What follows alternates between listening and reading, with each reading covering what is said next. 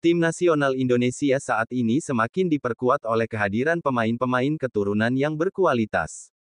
Para pemain yang memutuskan untuk mengubah kewarganegaraan mereka demi membela pasukan Garuda telah menambah kekuatan tim. Nama-nama seperti Jay Izes, Maarten Paes, Sandy Walsh, Tom Haye, Kelvin Verdong, dan Miss Hilgers kini menjadi andalan penting di lini belakang dan tengah timnas Indonesia.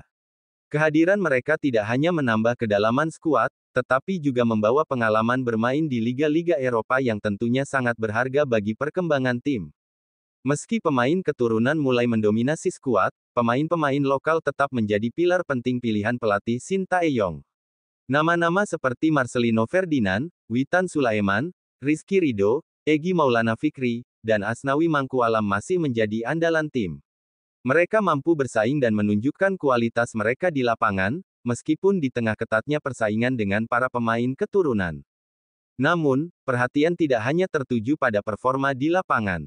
Baru-baru ini, media Vietnam, Soha.van, menyoroti isu gaji yang diterima oleh para pemain timnas Indonesia. Dalam salah satu artikelnya, mereka membandingkan pendapatan para pemain Indonesia dengan para pemain Vietnam, dan menyoroti bahwa gaji pemain lokal Indonesia masih lebih rendah dibandingkan pemain-pemain nasional Vietnam.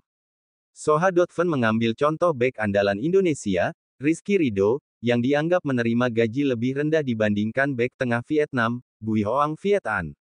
Berdasarkan kurs saat ini, pendapatan pemain seperti Rizky Ridho, Egy Maulana, dan Muhammad Ferrari selama masa kontrak mereka hanya sekitar 2 miliar rupiah, atau setara dengan 3,26 miliar dong Vietnam, tulis media tersebut. Jumlah tersebut jauh lebih rendah dibandingkan pendapatan pemain nasional Vietnam, seperti Bui Hoang Viet An yang memiliki kontrak senilai 6 miliar dong Vietnam per tahun, atau sekitar 3,7 miliar rupiah. Perbandingan ini juga diperluas dengan menyebutkan bahwa pendapatan Egy Maulana dan Muhammad Ferrari masih lebih rendah dibandingkan pemain muda Vietnam, Nguyen Dinh Bach.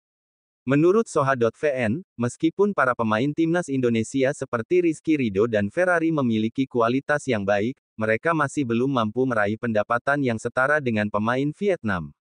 Meski begitu, kritik juga diarahkan kepada kebijakan klub-klub di Vietnam yang memberikan gaji tinggi kepada pemainnya. Soha.van menyebutkan bahwa meski pemain Vietnam menerima bayaran tinggi, hal tersebut belum tentu mencerminkan kualitas yang lebih baik dibandingkan pemain Indonesia. Mengatakan bahwa pemain Vietnam tidak pantas mendapatkan penghasilan yang tinggi bukanlah hal yang tepat, tetapi melihat kualitas pemain Indonesia yang semakin membaik, mungkin gaji para pemain Vietnam terlalu tinggi, kata media tersebut. Soha.van juga menyoroti bahwa meski kualitas para pemain Indonesia semakin baik, mereka masih perlu berusaha keras untuk meningkatkan penghasilan mereka di luar lapangan. Kerja sama dengan brand dan sponsor, misalnya, masih menjadi tantangan bagi para pemain seperti Rizky Ridho dan bintang muda lainnya. Isu ini membuka diskusi yang lebih luas mengenai kesejahteraan pemain sepak bola di Asia Tenggara. Perbedaan gaji di antara pemain dari berbagai negara bisa mencerminkan perbedaan infrastruktur dan profesionalisme dalam manajemen sepak bola. Sementara itu, pemain-pemain timnas Indonesia terus berjuang untuk mengangkat nama bangsa di panggung internasional, terlepas dari berapapun gaji yang mereka terima.